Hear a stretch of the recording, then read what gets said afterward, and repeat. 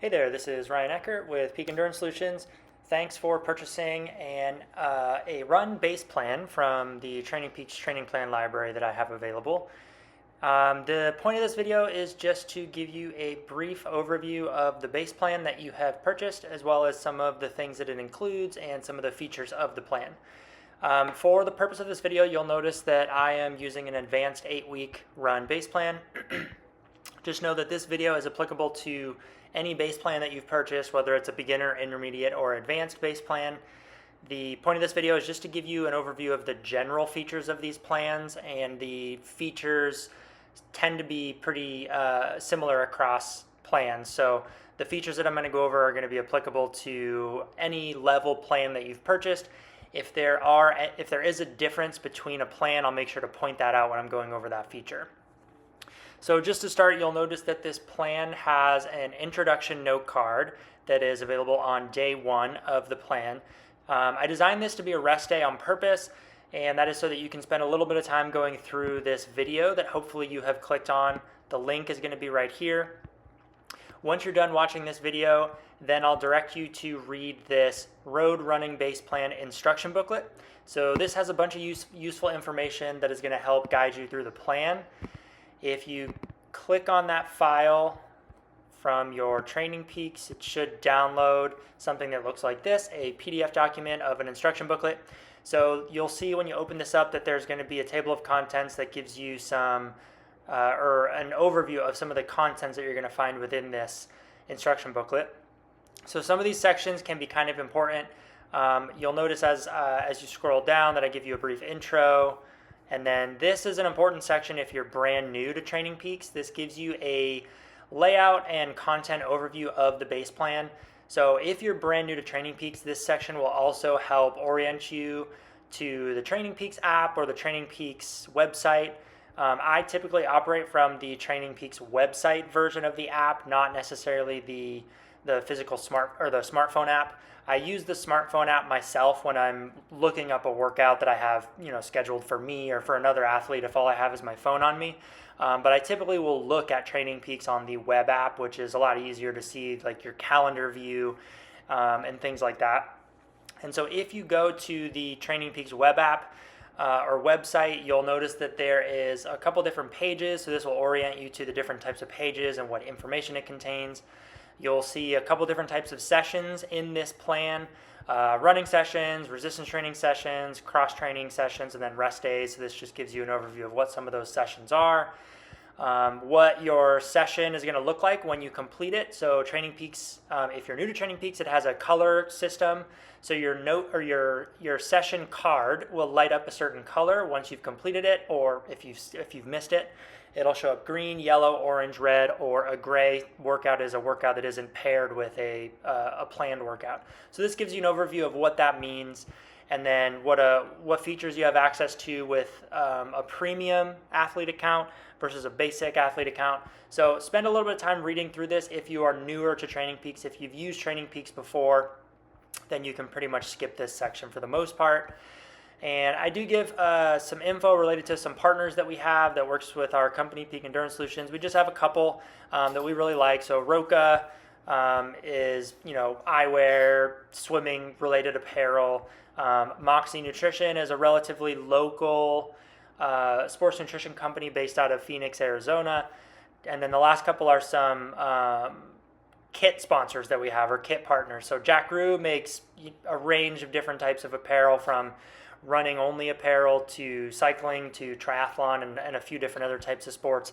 But we have a library where we have a bunch of our Peak Endurance Solutions branded gear here if you are ever interested in purchasing some of our gear.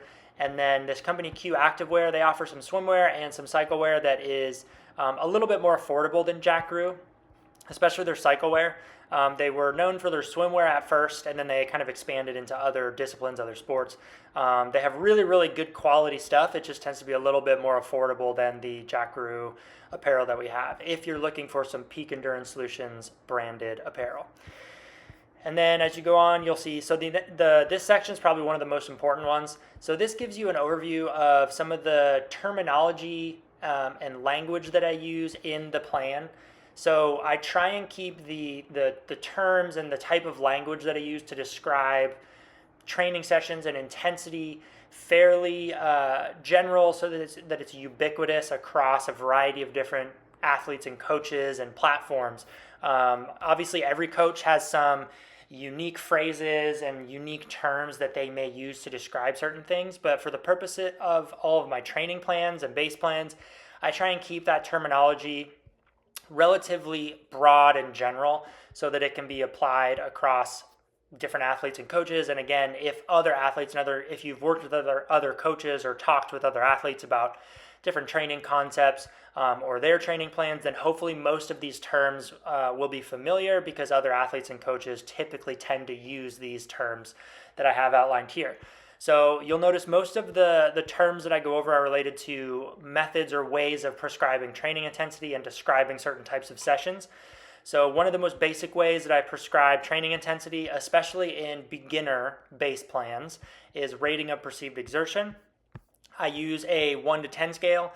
There are other ways of using rating of perceived exertion scales, such as 0 to 10, 6 to 20, but I like this 1 to 10 scale. So this outlines what I mean when I'm prescribing an easy session based on an RPE of 3 to 4, or an aerobic effort based on 5 to 6, so on and so forth. So this is important, especially if you have a beginner plan, because this is the only way that I prescribe intensity in beginner plans. And then I move into what the different training zones are. Again, this is where it can be very different depending on which coach you're working with, but a very common way of breaking up training zones is into 5 different training zones.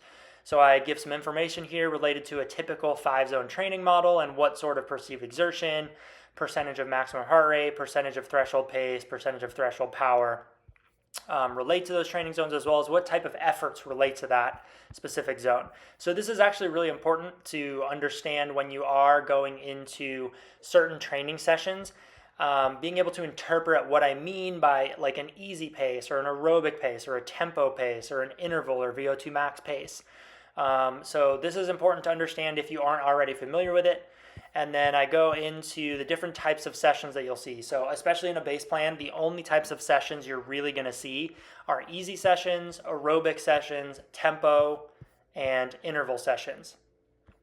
And for the most part, in these base plans, you're going to see a lot of aerobic and easy efforts. And then you'll see some interval efforts sprinkled in throughout. And occasionally you may see a tempo effort. But for the most part, it's a lot of easy and aerobic efforts because it's a base plan. So this goes over what each of those types of efforts are and what they mean in a little bit more detail, so that way you can understand them, and then as well like what kind of zone this relates to. So you can go and look at this table up here and go, okay, if it's an aerobic session, what type of percentage of threshold pace does that relate to for like intermediate and advanced level plans, where I prescribe intensity based on a percentage of your threshold pace. But also you can use heart rate and perceived exertion in these sessions as well. So you can also keep an eye on your heart rate and making sure that your heart rate isn't drifting too high, and that your perceived exertion is about where it should be for that type of session. So this is an important section in this booklet. And then I go over resistance training. So I have resistance training prescribed in all training plans and base plans. It is incredibly important for endurance athletes. If you don't already have strength training that you do regularly in your week-to-week training, then I highly recommend that you start with it. And this base plan is a really good way to get started with it, because I'll typically only prescribe it once a week, maybe twice a week, depending on the plan. But it's really important that you're doing it on a regular basis, not only from an injury prevention standpoint, but also as you progress into doing some more advanced types of resistance training and strength training, like power-based training and plyometric training. There are some performance improvements to be had from doing different types of strength training. So this just goes over, gives a little bit of background as to why I prescribe resistance training.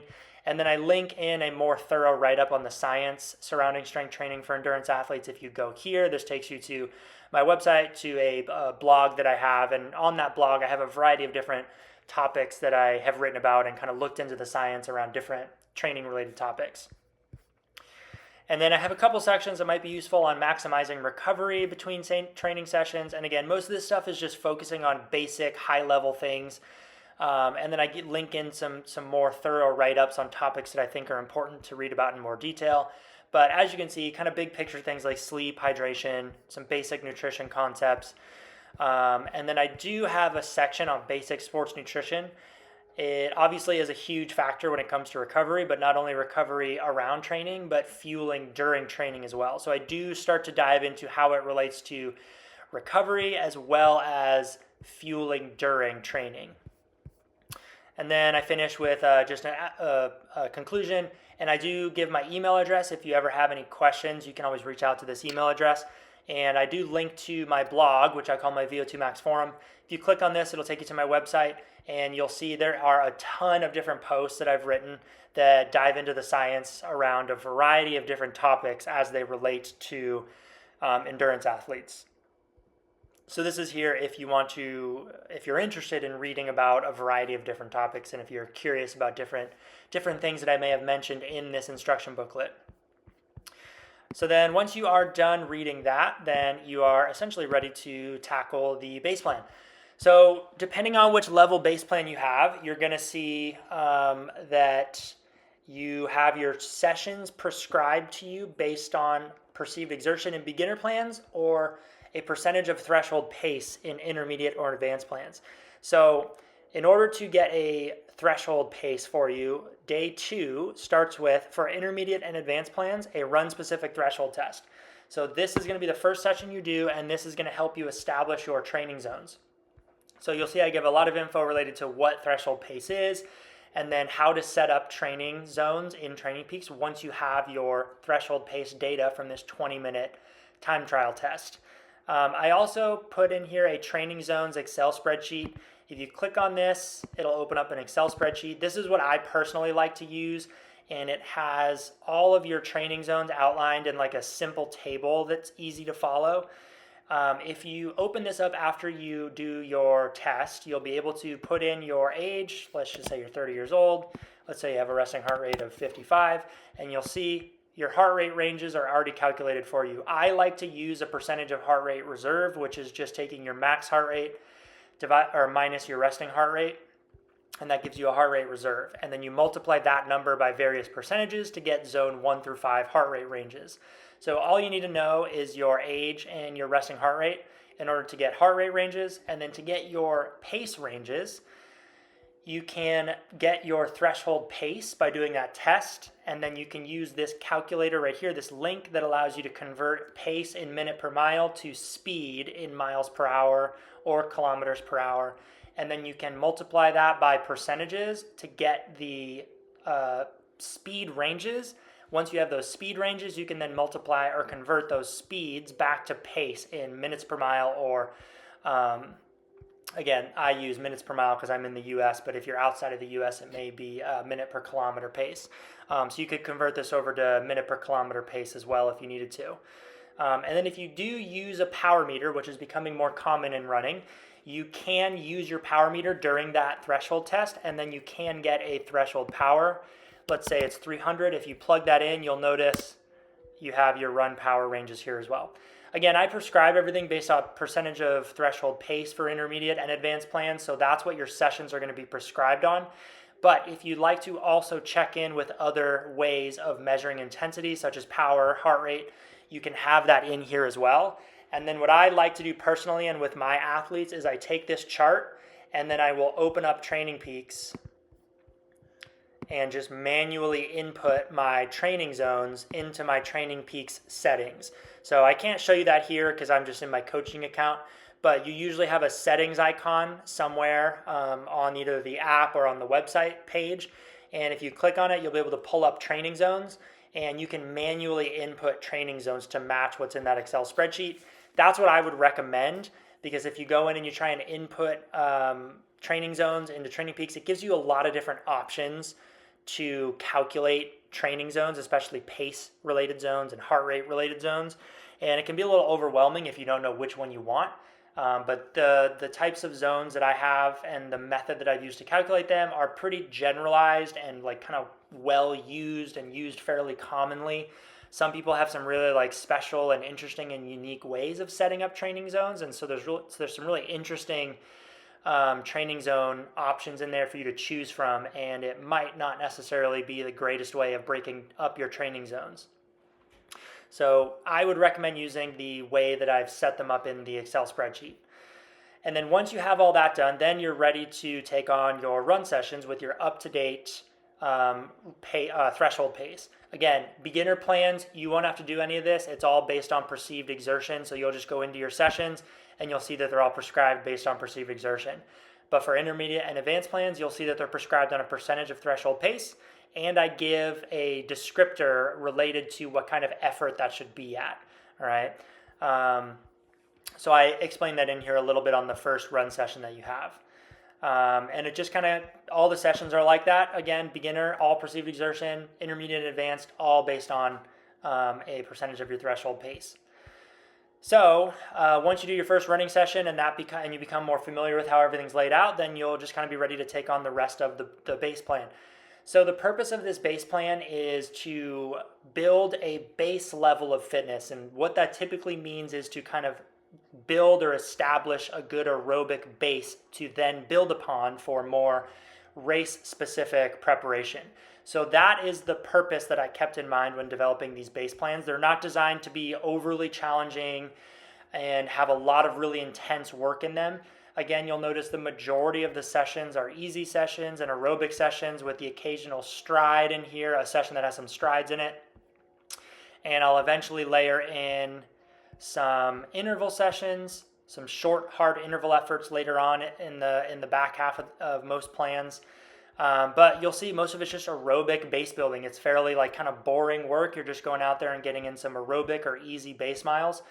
But one thing that I incorporate into these base plans to help you measure your aerobic fitness are these aerobic test set runs. Again, for beginner plans, you won't have these test set runs because they utilize pace and heart rate in order to gauge your aerobic fitness. So for beginner plans, you won't have this. But if you do capture heart rate and pace as a following along to the beginner plan, you can still use this test set method that I'm going to go over here in a second in your beginner plan. So essentially all that these test set runs are is I have one at the beginning and then one at the end, and they're the same length, 6 miles.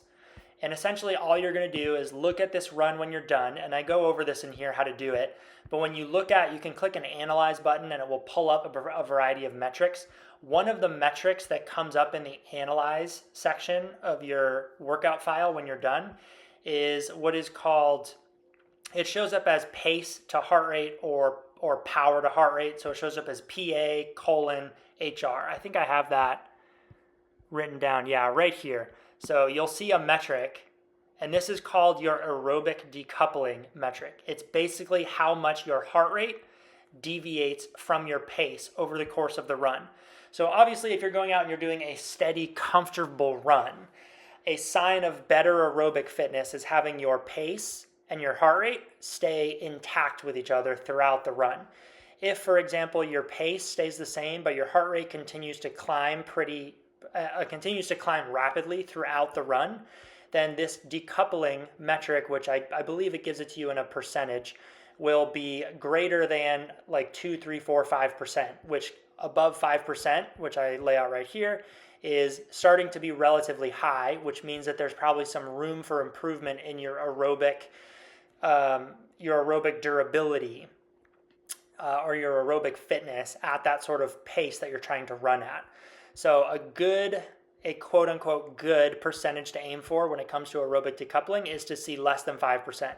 Again, if it's above that, that usually means that your heart rate drifted significantly throughout that effort.